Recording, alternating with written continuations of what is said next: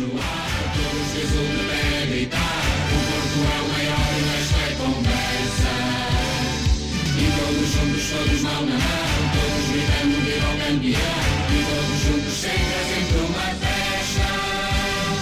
E essa festa é festa de tanta gente, que ser do Porto é nunca estarmos sós. É gritarmos sozinhos e de repente ter 1 milhão de vozes na nossa voz. Olá, hoje vou falar sobre a mais bonita história escrita pelo Futebol Clube do Porto, segundo naturalmente o meu ponto de vista. Trata-se da conquista do primeiro troféu europeu do clube. Fica aqui comigo porque vai valer muito a pena.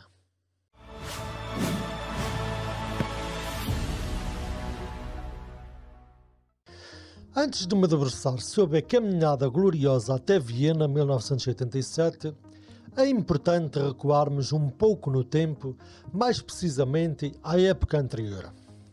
Porque, sem vencer o campeonato de 85-86, jamais o Futebol Clube do Porto poderia vencer a sua primeira taça dos campeões europeus. Isto parece uma frase de La Palisse, mas faz todo o sentido, já vamos ver porquê.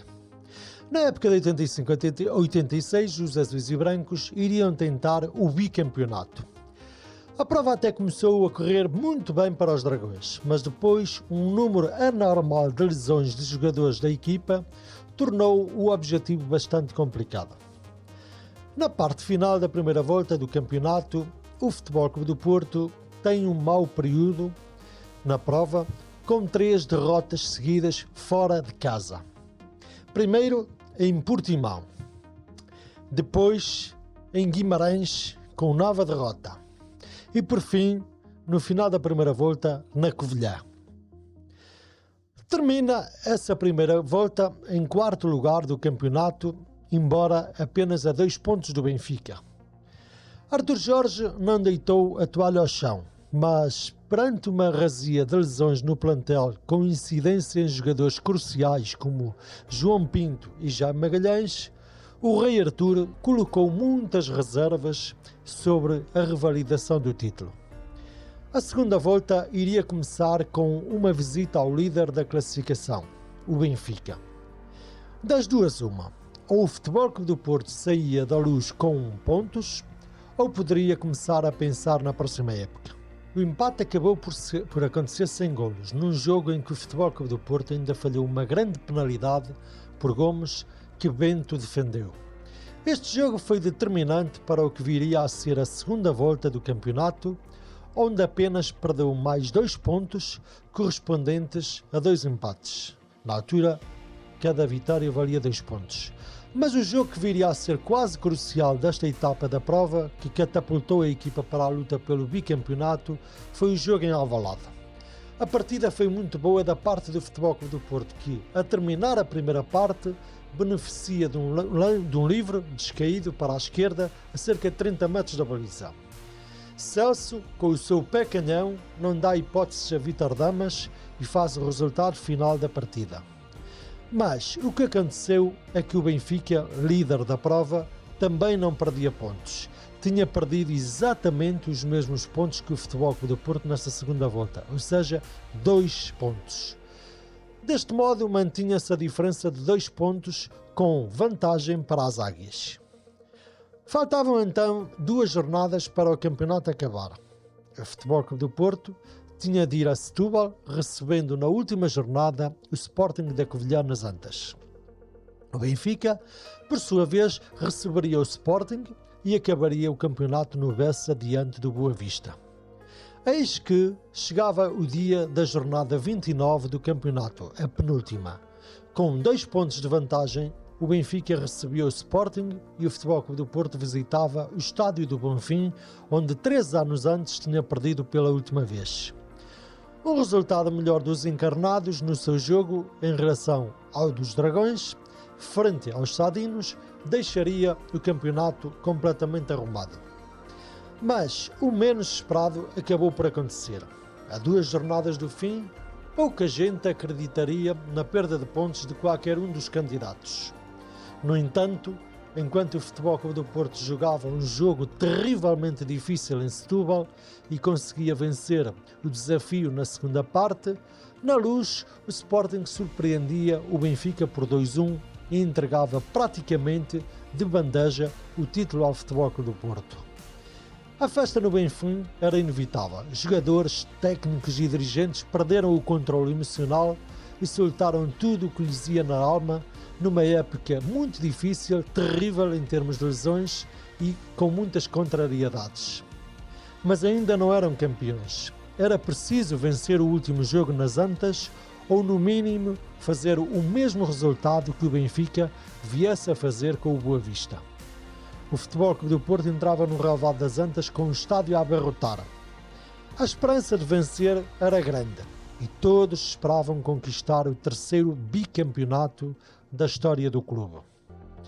O jogo até começou de feição para os portistas. Aos 6 minutos de jogo, André convertia uma grande penalidade a castigar um derrubo a Paulo Futre. No entanto, Artur Semedo, avançado do Sporting da Covilhã, decidiu tentar estragar a festa dos Dragões. Aos 31 minutos e aos 59, o avançado da equipa serrana deu a volta ao marcador e ia estragando a festa. O Benfica, contudo, não marcava no Bessa, mas os portistas estavam com o coração nas mãos.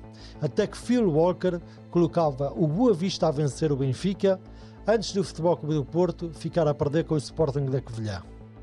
Nesse momento, nas Antas, respirava-se um pouco de alívio, mas toda a gente sabia que um golo mudaria por completo a história do campeonato. Os dois candidatos ao título, a precisarem de vencer, estavam a perder os seus respectivos jogos. A pressão de vencer pesava terrivelmente. Uns minutos depois, Fernando Gomes fazia 2 golos em 3 minutos e operava a reviravolta completa no marcador. O Benfica continuava a perder no Bessa. O campeonato estava mais perto de ser conquistado. Quando Eloy ampliou o resultado para 4-2, a alegria, a euforia e tudo que ia na alma dos mais de 80 mil presentes nas Antas soltaram-se e a festa começou antes de terminar o jogo.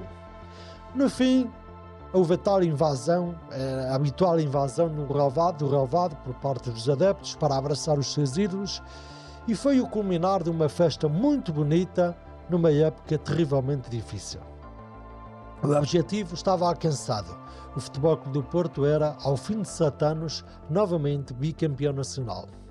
Esta foi a única prova que o Porto venceu nessa época, mas foi este título que permitiu aos Dragões escreverem a mais bonita página da sua história, um ano depois, em Viena, de que vou dar conta já de seguida.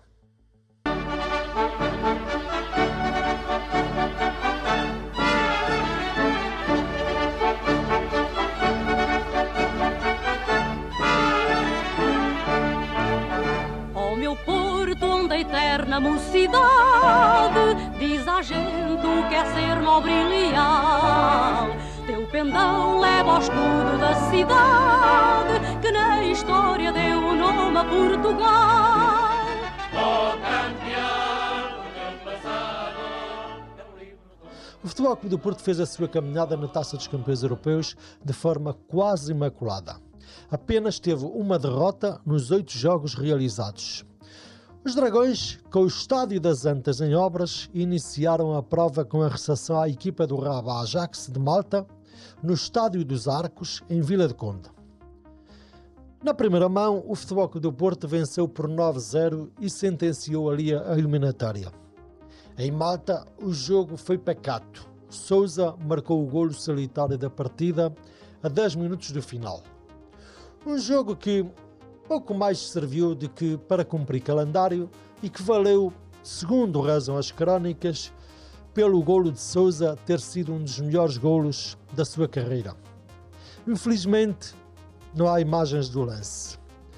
Na segunda eliminatória, o sorteio da UEFA determinou que o Futebol Clube do Porto fizesse uma deslocação à Checoslováquia.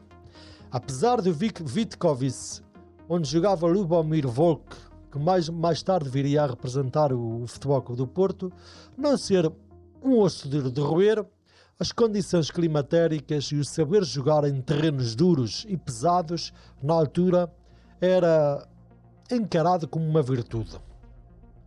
Na primeira mão, o jogo foi terrivelmente difícil. Os Dragões foram surpreendidos por uma equipa checa que encostou a equipa azul e branca às cordas e submeteu-a a um sufoco jamais inimaginável. O 1-0, sofrido aos 25 minutos num pontapé de grande penalidade, acabou por ser lisonjeiro para o Futebol Clube do Porto, que viu bolas a baterem nos ferros e oportunidades desperdiçadas da parte da equipa da casa. Na segunda mão, nas Antas, a história foi outra. O Futebol Clube do Porto sabia que tinha que virar um resultado que, não sendo inultrapassável, era um resultado complicado. Mas a equipa portista entrou muito bem no jogo. O golo madrugador aos 5 minutos, por André, anulava a vantagem checa e o facto de marcar cedo foi bom para o Futebol Clube do Porto e mau para os checos. Celso, aos 25 minutos, num livre direto, fazia o 2-0 e consumava-se a reviravolta na eliminatória. Mas, na segunda parte, o Futebol Clube do Porto jogou com muitas cautelas para não sofrer um golo e deitar tudo a perder, porque se o Vitkovic marcasse, a eliminatória passava para o lado dos checos. A equipa portista quer em boa passagem à eliminatória seguinte, com o 3-0 a cerca de 10 minutos do final, num slalom de futre a combinar muito bem com Gomes. O extremo português finalizaria a jogada com sucesso, obtendo um belo golo. Os quartos de final da Taça dos Campeões Europeus estavam atingidos pela primeira vez na história do clube. O Futebol Clube do Porto ficou a conhecer atempadamente o seu adversário na prova, que iria defrontar apenas em março do ano seguinte. Apelidados de altos e toscos, os dinamarqueses do Brøndby foram uma equipa bastante difícil e de toscos ninguém viu nada. O Brøndby, com um tal de Peter Schmeichel na baliza com 22 anos, apresentou-se nas Antas taticamente perfeito. Com uma equipa muito disciplinada, muito fechada, bem recuada e respeitadora dos seus princípios, os dinamarqueses enervaram os azuis e brancos, impedindo-os de chegar ao golo. Foi preciso um jogo de muita paciência para levar de vencida esta equipa.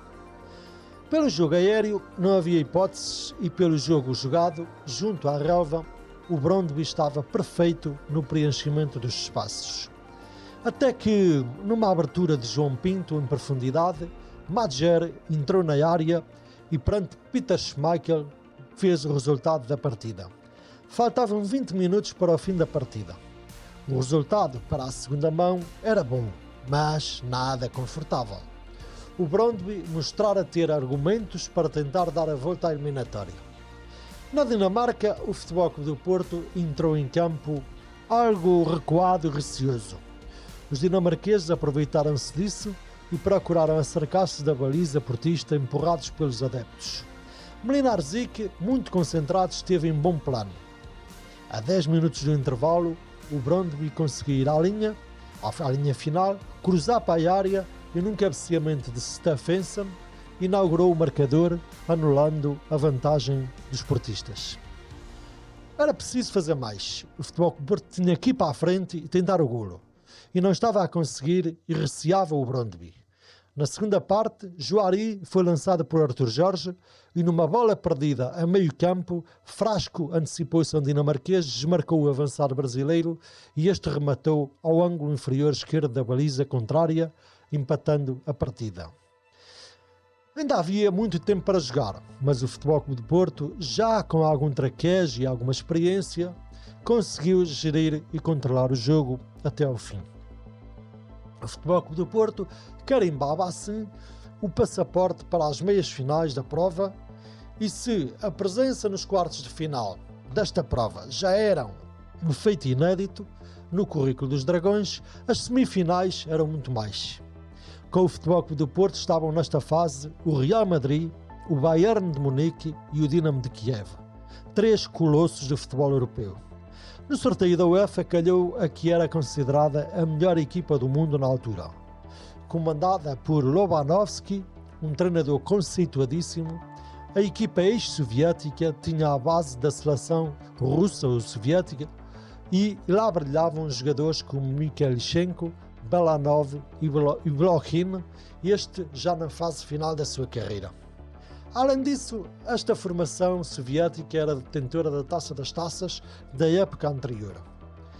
No primeiro jogo com o Dinamo de Kiev, o Futebol Clube do Porto fez as melhores exibições de sempre nas competições europeias.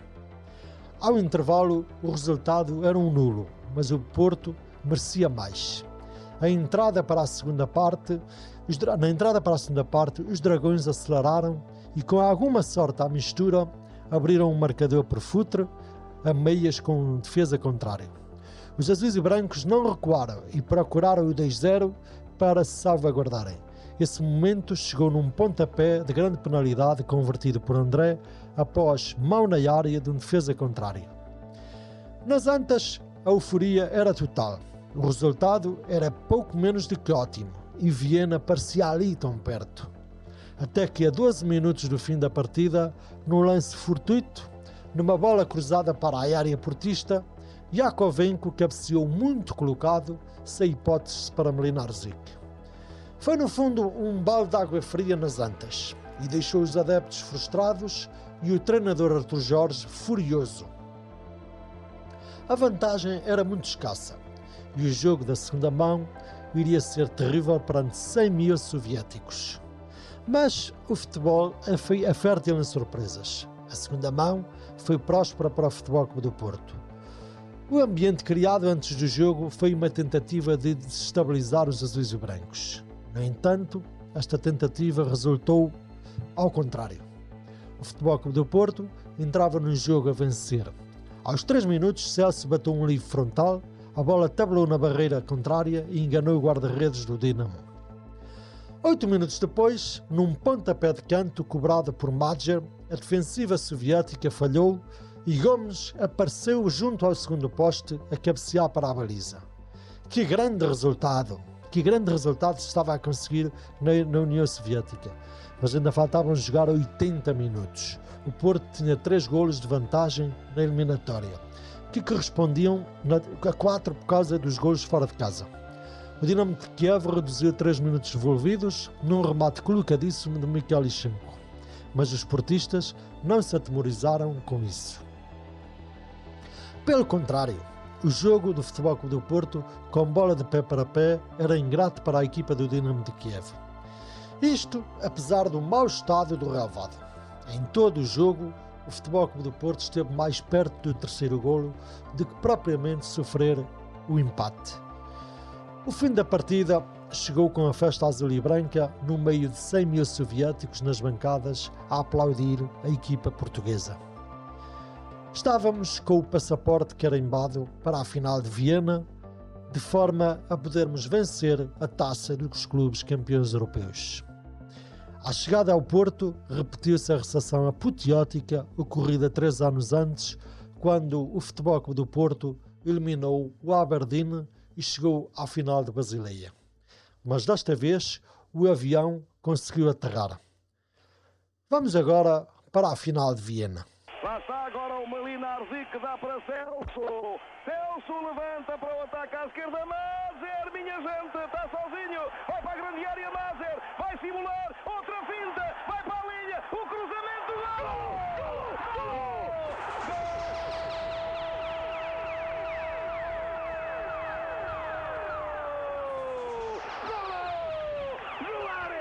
Golo de Joari.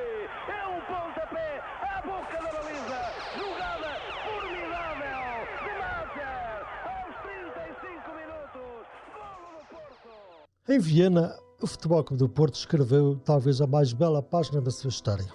No dia 27 de maio de 1987, os Dragões disputavam o jogo mais importante de todos os jogos em mais de 90 anos de clube.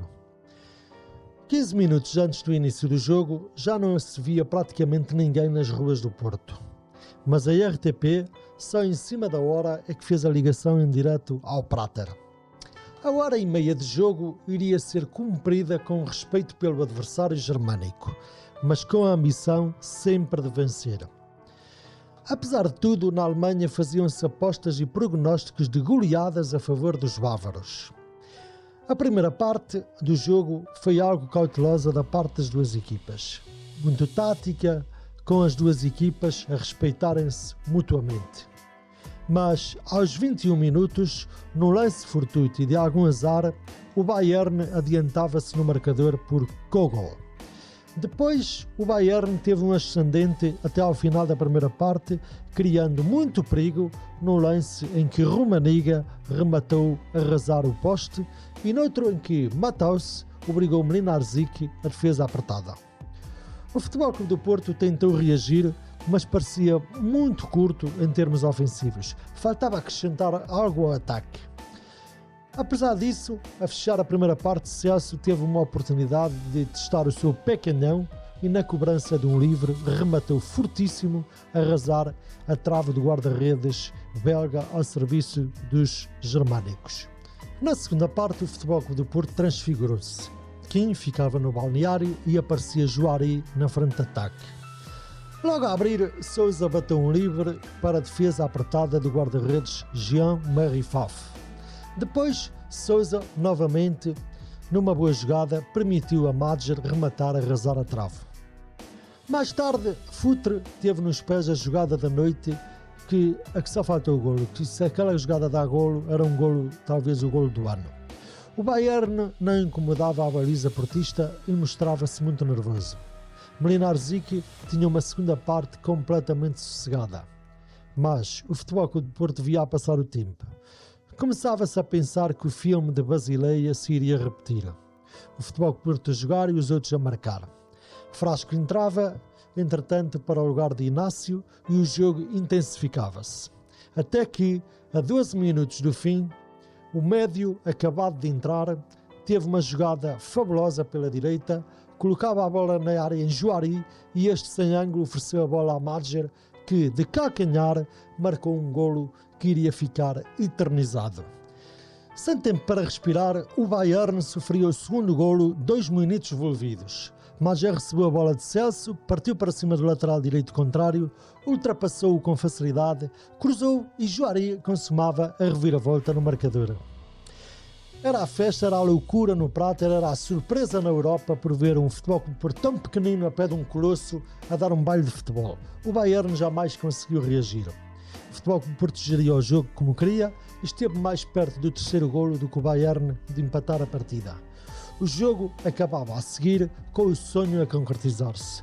O Futebol Clube do Porto era campeão europeu pela primeira vez na sua história. Quem é que 5 anos antes alguém ousaria dizer que o Futebol Clube do Porto estaria em pouco tempo em 2 finais europeias com um intervalo apenas de 3 anos entre elas? A festa começou no estádio do Prater e estendeu-se às bancadas.